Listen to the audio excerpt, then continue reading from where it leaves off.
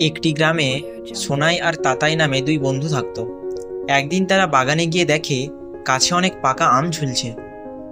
সোনাই লাফাতে লাফাতে আম পাড়ার চেষ্টা করতে লাগলো। ঘন্টার পর ঘন্টা চেষ্টা করেও মাত্র দু একটা আম নামাতে পারল। ক্লান্ত হয়ে অবশেষে সে হাঁপিয়ে পড়ল। তাতাই একটু ভেবে গাছের নিচে পড়ে থাকা লম্বা বাঁশটা নিয়ে এলো। বাঁশ দিয়ে ডাল টেনে নামালো আর ঝটপট করে অনেকগুলো আম পেড়ে নিল। সোনাই অবাক হয়ে বলল, তুমি তো আমার চেয়ে কম কষ্ট করলে, তবু বেশি ফল পেয়ে গেলে। তাতাই হাসল, হ্যাঁ, শুধু কষ্ট করলেই হবে না, বুদ্ধি খাটিয়ে কাজ করলেই আসল সাফল্য পাওয়া যায়। তাহলে এখান থেকে আমরা কি শিখলাম?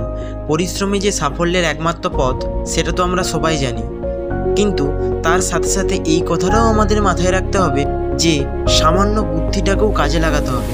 শুধু পরিশ্রম করে গেলেই হবে না, অর্থাৎ হার্ডওয়ার্ক এবং স্মার্ট ওয়ার্ক দুটোই খুব জরুরি। এর ফলে খুব সহজে সাফল্য পাওয়া যায়।